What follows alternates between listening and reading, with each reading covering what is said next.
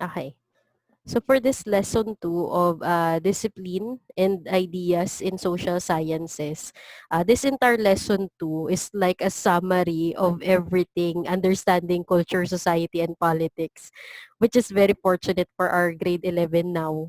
Since you're taking up UCSP now, and then we have this one lesson focusing more on somehow a bird's eye view of our UCSP. And it would be really a good situation for all of you to somehow for the grade 12 recall, for the grade 11 a bird's eye view. So in this lesson, we will be discussing nine disciplines in SS. Okay, so everything I actually put in one unified slide like this. So I hope it's visible to everyone. So this nine specific discipline under social sciences give us more of an idea of how massive the scope of SS truly is. And everything about human behavior, everything about human reaction to everything happening in the world, that's under SS. Okay, so first and foremost, the anthropology. So anthropology, in this portion, the second column is the root word. And then on the third column is like the personality, the famous personality under that discipline. So by the knowledge of root word, it will give us also an idea what is it about. That's why I'm like a proponent of this idea that be knowledgeable of the root word of something, because by that you will know the definition of it. So very effortlessly there's a term for that in English. It's called context clues. Okay, context clues. So being knowledgeable of certain words and its meaning through root words. Okay, so first, the anthropology under SS. So anthropology from the root word anthropos, meaning human, and then logos, study of. So it's just simply a study of human being, whether be it the ancient ones or the present ones. So the composition of human being. I will try to have a dry run of that. I mean a rundown of this, because after that, specifically per slide na, I'll have lesson as well. So let's just focus quickly in this. So economics, most of you under my economics class, we are actually able to determine that it's oikos and nomos, meaning house management. And then geography, so graphia is a description, so earth description. And then by history, historia, to inquire or to know. So basically, history is very far naman from its real definition. The definition of history is like the events in the past that were somehow compiled for the knowledge of the present. However, in its root word, historia, it means to inquire or to know. So only that root word you need to somehow understand that very different. At yan, to inquire or to know. And then linguistic is also part of SS. So lingua, meaning tongue. So the study of various languages. So yan. And then, so basically the tongue in there is not the literal, it's not anatomical tongue, but rather the connotation, the symbol of tongue, which means language. And then we have political science, so polis, meaning society or community, and then ciencia, having knowledge of. And then sociology, socios, companion or fellow, and logos, as we know, study of. And then psychology, psychologia or psych, it means spirit or soul. And then logos is the study of. The beauty of studying psychology, people think it's all about the mind. But if you're a spiritual person, you can also see that psychology is not just studying the way a person think, but the composition of the soul of that individual. Diba? And lastly, demography, or when you say demo or demos, people, and then graphy is description. So description of people. So this is more on census, population gathering, and so on. So here are like famous individuals under that specific discipline. We'll discuss that per slide. Ayan. So I believe you're familiar with Franz Boas, the proponent of the one in anthropology. Cultural relativism. Yon, cultural relativism. So Franz Boas. Thank you, Oliva. Okay, so now in a specific note in here, anthropology, so the study of humankind. In UCSP, there's a very specific, very massive discussion of it. But in this portion, we'll just try to really somehow enclose it with just three branches. So the physical, the biological, the second is the cultural or social, and the third is the archaeology. So the beauty of having archaeology being added as the third, it's because it gives us an idea that biological and social could actually be combined, and the job of archaeology is to reconstruct the situation. Like for example, there's this prehistoric skull that were actually excavated, and then other artifact with it. So basically, it has a social information and biological information to it. The job of archaeology is to recreate a life of that certain individual or that group of individuals to somehow match with its environment. So basically, biology is like the factual evidences. The cultural anthropology has something to do with their interaction. And lastly, archaeology gives just an evidence, or like an imagination for us how it really goes during those times. So anthropology is very important in SS. It's because it gives us an idea of the past and how they survive. Okay. So that's anthropology. Very very short. And then economics. So economics is somehow in modern approach. There may be economics in the past, but it's not as complex as we have now. Imagine even just a simple situation that we are in right now, in the pandemic that we are experiencing right now. Economics plays a vital role to that. That some countries cannot really have a lockdown, so they some of them trade off economic prosperity than human health. Example of that is USA. They really cannot have their economic system be at lockdown. So now if you're actually gonna check, they have like millions of cases already confirmed in there because they really cannot stop business establishment to open. So what's up with economics? So basically, economics provide a certain nation of the money flow that they needed. They need to produce to get money, and they need to somehow buy items from another nation to suffice their needs as well. So it's like imagine it like a money flow of a nation. The great So shutdown. yes.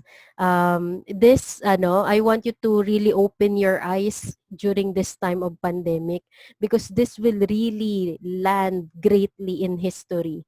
10 years from now, this situation that we are in, this 2020, is gonna be a recent history. They're gonna call it contemporary history 10 years from now. 10 years from now. So maybe you're just like college then, or you're starting to work. It's so fresh pa in your mind about 2020, and it will be categorized as history na by then. So I want you We to already open have a your name for eyes. this na already. What We what is already have a this? name for this na. for this like for the for this the era. economic situation that we're in, we call it the great shutdown. Yeah, the Great It's Shutdown, no? There was time in the 40s and 50s, they have naman the, what's that? The Great Economic Meltdown in USA. So, yun, things like the that. Great Depression, or is it Yun, the different? Great Depression, Great Depression. So yun, so microeconomics and macroeconomics also deals with that situation. When you say micro, more on consumers' behavior. So really the tiny response of the society to a certain economic activity. Meanwhile, the macro is the general. Like for example, imposing tax reform, imposing now have you watched I have you seen in the news as I was browsing my feed, the taxation for Netflix and other and Lazada, Shopee and other online activities are already been approved. So expect next Netflix, Spotify, or whatever online activity that we are enjoying right now to actually increase in price because the government already put a tax in that because majority of people's activity depends on online already. So that kind of approach is under the macroeconomics because it affects everyone. There's this one law that applicable to all in the macro. Okay? So that's in a macro scale. So there are different goals of economics. So I don't think I should individually explain it. The moment you actually scroll this PowerPoint, you can somehow know it by your own understanding. In short, it's self-explanatory. Diba? A senior high school student can see that already. Okay, so those are the goals of economics. Just read it. Next is geography. I actually have a massive incorporation of geography in this past few weeks because the common lecture for Asian history and world history is geography first. So it's like me being hit by geography twice in a week. So yun, and then in different level of learner, grade 7 and grade 8. So anyway, geography has something to do with the description of the earth, and we are in here the two branches of geography under physical, and then also the other one is human. So almost the same with the previous one, the anthropology. It's just that geography also covers, ayan, ito. I was able to include the themes. So the 5 themes of geography that the world is actually subdivided into 5 different description. So basically, the earth could be described through its relationship with the environment. It could also be described depending on its location. So a relative location is a kind of knowing a location of a certain country with the use of its surrounding places. This is my favorite way to locate a country because I'm so not good in math and grid. Kasi the one that is good in, it's like a Cartesian plane, the grids like that in the earth. So that's the absolute location. So pilot and um, captain of ship are the ones who are knowledgeable of knowing the 3 degrees latitude, 4 degrees longitude, things like that, like very specific coordinates. That's what you call absolute. But for a person like me who is just knowledgeable of a location of certain things in the map, yun, relative location is what I prefer. So relative location, you're just gonna identify the surrounding places of that certain country that you're trying to locate. And then another theme of geography is place. So by place, it could be in its physical characteristic or its human characteristic. So when you say physical characteristic, landform, what kind of landform is it? Is it a peninsula? Is it an archipelago? Is it a plateau? And things like that. Because with its physical characteristic, you could also know its weather, climate, and other things. So is the human characteristic in there. If a certain place is located in the upper hemisphere, northern hemisphere, tendency the people in there are light skinned. And then if the people are located near in the tropics, so basically they are darker in skin color.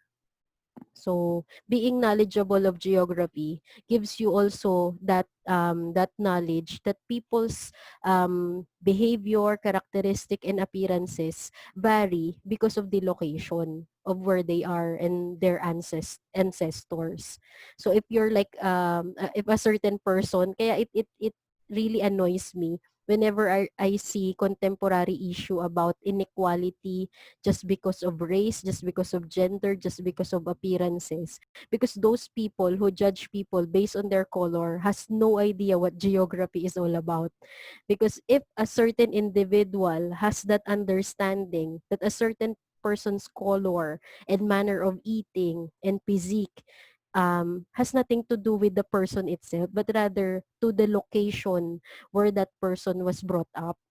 So the moment you know that, the moment a certain individual open their mind about geography and things like that, wala ano there would be no idea of inequality. But that everyone are human being. It's just so happen they were born in a certain place, eating a certain thing. And fourth theme is the region. So to actually classify portions of the earth as well. So geographers thought of regionalism, something like that. Like the countries on the upper part, the hemisphere, and then the lower part, the lower hemisphere or southern hemisphere. Here also in the Philippines, we have like the Katagalugan region. So those are the provinces they were categorized based on the language they speak, which is Tagalog. So with the usage of regionalism, geographers could actually categorize group of countries depending on their type, depending on their the common culture that they possess. Okay, so regionalism. And then lastly, the movement. So people's migration also shows what kind of composition they are in. So yun nga, with the idea of movement, it gives more more, what do you call that, like more definition to a human being.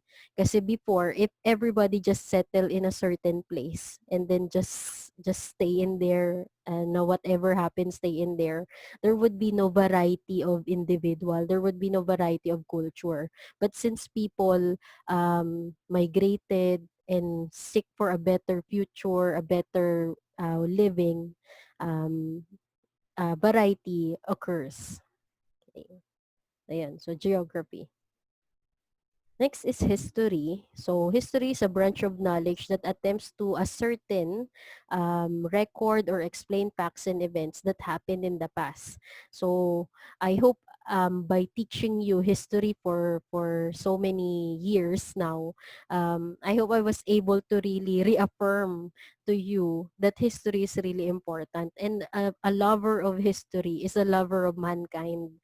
And you loving mankind's story can give you a different point of view eh.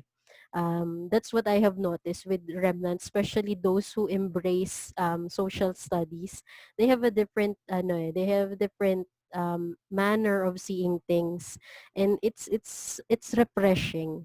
It's refreshing to see young minds understand society, na it's like a story eh. It's a story that the people survived in. And the moment you see that, the moment you somehow embrace it in that manner, mas life would be so much easier and more beautiful. Sure. Diba? Yes, Anika. Sure, I would just like to share po because since we're talking about history, I've been always hearing this phrase called history repeats itself. And then before I didn't know its meaning, but then when I learned history, it's actually history is trying to teach us the how can we improve what we're experiencing now based on the past events. So I think history is also like part of a solution, and it's Yes. also applicable to what we are having now. Yes. Yes, yes. Thank you for also mentioning that history repeats itself, because I also thought of this thing that human behavior is repetitive. 'Di ba? Because you cannot actually say that oh, it just happened in Europe, or it just happened in Africa, or things like that. But it occurs in Asian region. So basically, human behavior is repetitive. And since it is repetitive, it could be predicted. And the moment a human behavior could be predicted, a problem could actually be intervented, or like you could somehow intervene a certain problem long before it occur, because you know that human response to such event is gonna be like this. So if only government officials are also historians, or like had the understanding of social nature of how people react, it would be easier, eh. Right, this article that I read, most of the most of the countries who successfully fought COVID in their country are women, especially the ones in New Zealand. The greatest flex nga daw is what New Zealand is doing. Kasi New Zealand has zero COVID for a long period of time. And they open up rugby games already. They open up their school already. Parang the world is labeling New Zealand that what they're doing is like the greatest flex in mankind history. Greatest flex. It's like telling somehow, it's like telling that look how advanced our government structure is, and how we enjoy regular life now, all because their leader was able to anticipate the worst, and think of the responses of her people, and she was actually able to to fight off that, maybe with a massive amount of understanding in the past. She was actually able to predict the reaction of the present. Yan. Yeah. That also reminds me of of another quote. Those who are those who have no knowledge about the past are doomed to repeat it. Oh, yeah, yeah, yeah. That quote as well is like parang a revised version of history repeats itself unless you stop it. But I like that rephrased version. I saw that also, eh. So yun, doomed to repeat it, right? So there are different branches of history. It's not just as simple as what we discuss. I told you nga that third year of you discussing world history is just really like a linear version of world history, because I was actually able to write down every segment, right? The Drawing. highlight, yeah, the highlight portions of timeline. But that's not just history. There are different branches of history pa. There's social history. We did not discuss actually a black history in there. Really light lang, the triangular trade lang. And then I let you watch a portion in mankind. So that's short only. And then we also did not discuss anything, environmental history.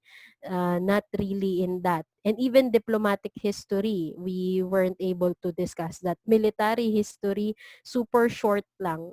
Mostly about Roman conquest. And then history of religion, super, super few. And history of women, really, really rare. So as you see, with the branches of history shown in here, we still do not know everything. That's why it's a continuous process.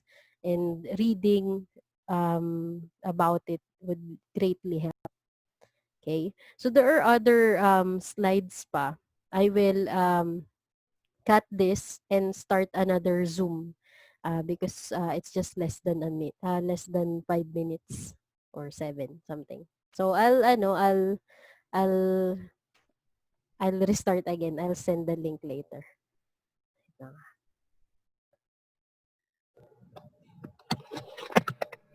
Okay. So yeah. So that's history. Any one of you who would like to add something about history?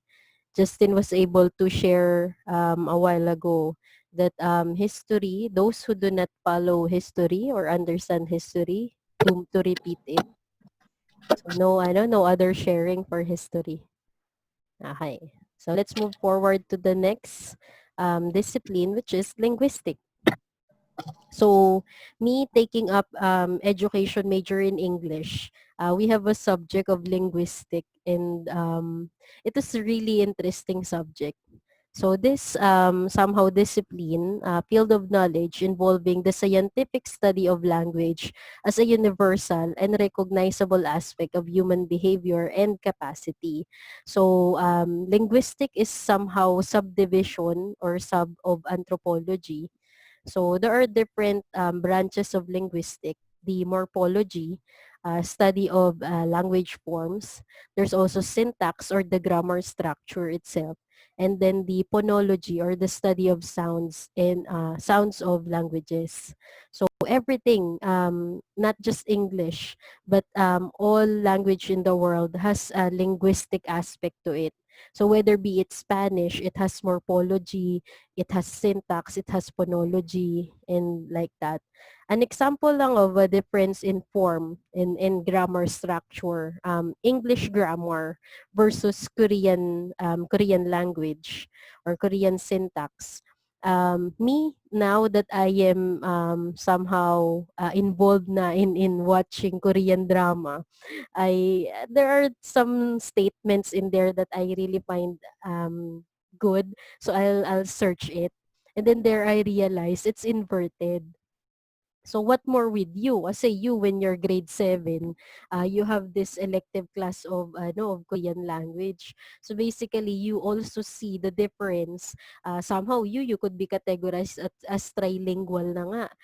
All because you know English, you know our native tongue Tagalog, and then you were introduced to basic Korean language. So that is already a massive parang arsenal for you studying in international school, knowing basic Korean language. So I hope you talaga, you really absorb that. So by that, having the knowledge of the three, you could really compare and contrast each of them, right? Like about their pattern and things like that. Yes, Currently you learning may. German. German, you're trying to, yeah. Trying to. I know like very few German still, but I'm still learning. So It is suggested that if you are a Filipino person and you're okay na with English, the third language to learn is Spanish. For Spanish. us Filipinos, it's easier to actually absorb Spanish language than And any other language there is. So yes, and Stephen. Yes. I also wanted to share this one, Che. I also have the Spanish and English dictionary Yes. It's because I'm nice, trying to no? learn also Mm-mm. The because I think we wordings have in that one too. Spanish. Yeah, the I word think it's just a different format. the wordings in Spanish are Greek. very very very Filipino. So it's easy to pronounce. That's why this book right here was like way back me college when I'm so hooked into Spanish telenovela. So yun, ¿por qué? ¿Qué hora es? So things like that. So anyway, linguistic is fun to learn, all because you get to somehow also understand the culture. Don't you know that even in language, you can somehow see the cultural embedded in there. Like for example, Justin is so into German language. German language is very no passion in there. It's like full emotion, and the emotion is heightened as could be synonymous to anger nga their language. With with Spanish, it's very amorous, it's like very passionate, like words you say in Spanish are striking to the heart. Meanwhile German, very logical, diba? Yes, Nix. I just want to share this meme. I saw this meme wherein the Teletubbies one, and then they're like that, like putting their hands together, and then suddenly like a German Teletubbies wanting to trying to put his or her hand, and then they just look at you. I All think it's Yeah, yeah. Because German talaga, the German language is very, even their I love you is very, it's like you are Yeah, being ich shouted liebe at. dich. Yeah, it's libidish. Diba? Para it's just, and the way you say It's it, ich. it's not super sweet. You must not say it like, it's libidish. It's not like that eh. The way it Ich must be liebe. said should Ich be, liebe. in striking. That's why it sounds like, like curse word, but it is not. The Islibidish is like their I love you. But I'm pronouncing it wrongly. My tone is wrong. So my phonology is wrong. The sound of it. Okay. Ayan, so that's linguistic. There are also some areas of linguistic. I will not discuss that somehow intensely because me personally, our linguistic subject just somehow focus more on the general linguistic alone and some syntax and semantics. Yun. So, ayan, stylistic. You're done with grade 10. Remember when you're grade 10 in English, you were taught to how to write stylistically. Yes, Anika? Sure, I have a theory. I have a theory. Theory. Language theory. Wow, wow, ganon. Yes. No, kasi sure, I think the Filipinos are really good in learning new languages, even without studying them. Because I notice a lot of OFWs already can fluently speak a language, or if Yes. not fluent, like they can speak They it can mostly. And understand. then the Filipinos are really good with adapting. So I have a theory that Filipinos are like superior when it comes to those things. Maybe it's because we're always migrating to other places. Not sure. True. Good thinking with that. That is how a sociologist actually behave, or that's how a sociologist actually see things, 'di ba, in connection with each other. I also kind of think of that because my sister in Saudi right now, she can understand Arabic language, but though she cannot speak fluently, she can understand. Considering my sister, I thought she's not really into language, but the fact that she can absorb that language in that short amount of time and in her age, I'm really amazed with Filipinos. And they say nga every quarter of the world there's a Filipino. So, yeah, we are really travelers. And at the same time, we were conquered by so many countries. We're roamers. Yeah, roamers, and at the same time when we were conquered, language is really must for us to absorb. Diba? So yun, good theory, Anika. I also think of that. I think the brain composition of Filipino, when it's in the part of language, I think we're abundant with that. So yun, language is easy to acquire for a Filipino. Next, political science. For anyone in here who would like to be a politician, so this is the discipline for you. So political science primarily includes the study of government and the need for institution, its form, and its processes. So basically everything about the state, politics, power, ideology. So that here are like the branches of political science. So what I really like in this portion is the international relation. So, learning political science, you will also be taught like what are the different government structure of different country, and then you will somehow look for a common denominator for that country for you to find a relationship with each other and see the best of interest of each other. So, being a politician should be knowledgeable of all those things, the policy, philosophy, and even their economic history and things like that. So there are so much more in political science than just being charismatic leader. Political science is actually not about leadership.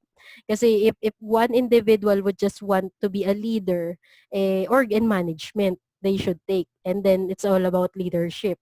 Pero if it is has something to do with leadership in a nation, political science is the main course of an individual who should be running the country.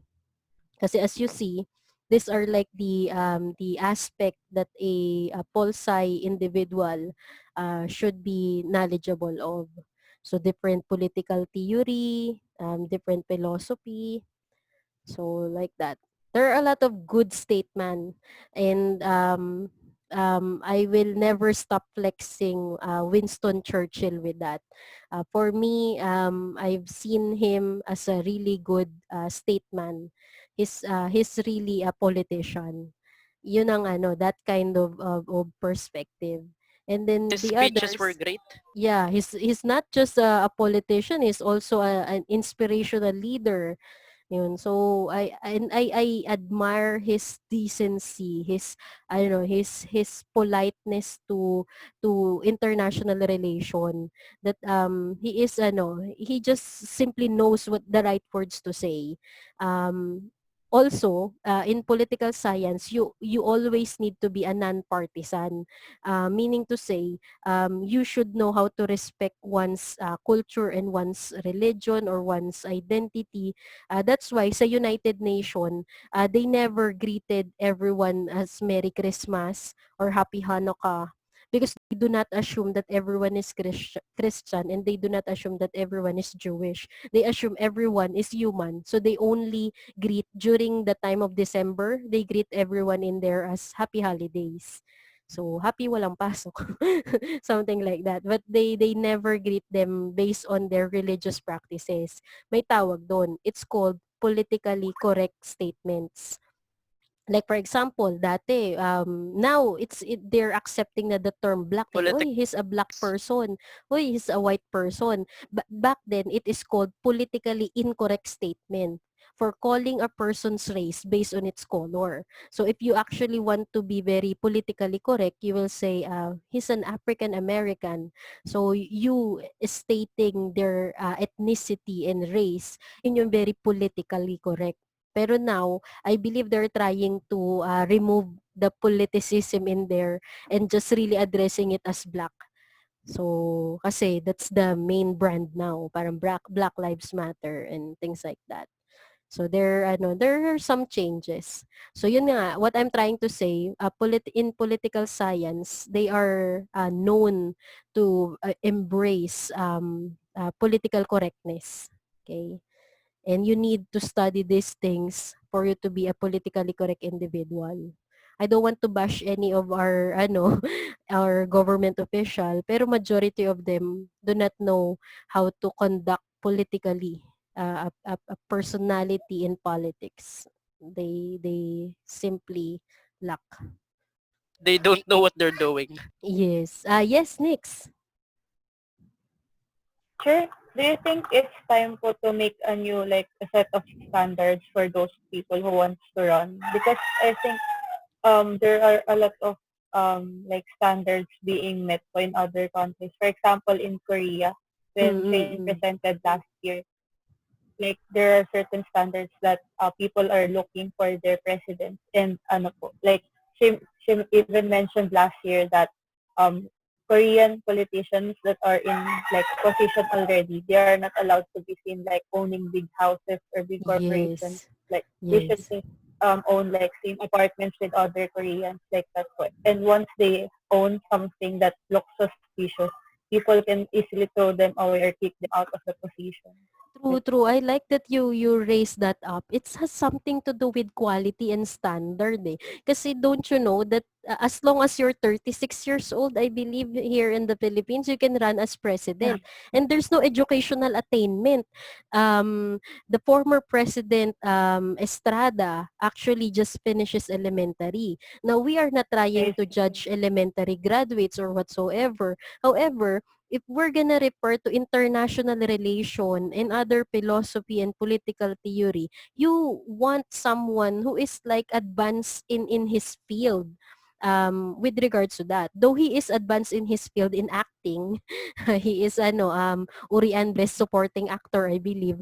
But we are not into entertainment supposed to be. Dapat anyone who should be leading the country should be advanced in his field of, let's say, lawmaking or in political science or things like that. But since we do not have that kind of requirement, the same way the Korean people require quality from their leaders, no wonder why we also have substandard result. Right, Nix? Nix, what's Anything. Like I saw a meme also in Facebook, like for someone to be qualified a politician, one must go to the entertainment field first, like showbiz first before going to politics. Yes. I believe it's still up on my Facebook now kasi your political ideology. Basta there's a question in Facebook like that, political views. And then what I put in my political view when I created my Facebook is like politics is show business for ugly people. That's what I put in there. I believe I'm not yet erasing it. But yun, I saw that also from a t-shirt of one UP student back then.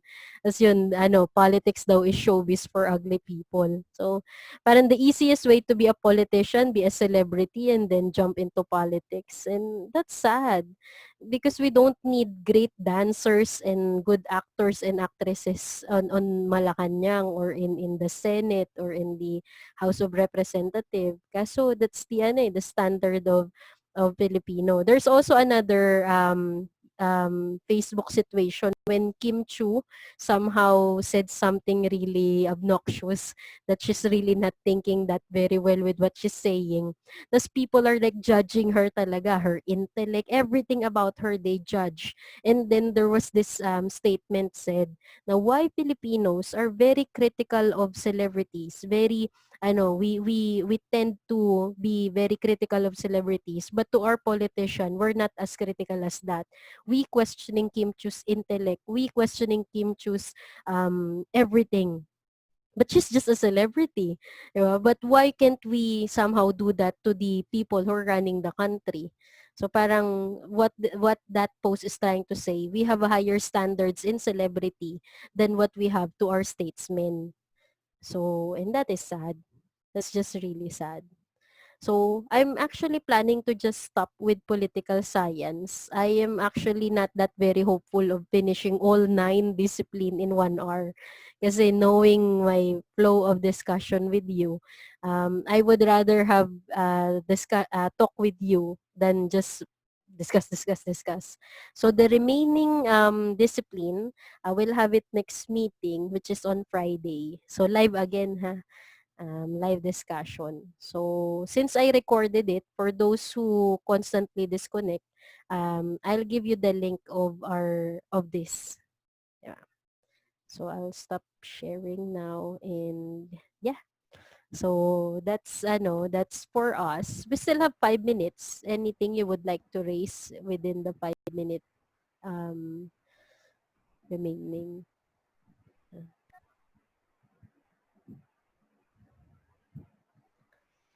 Okay.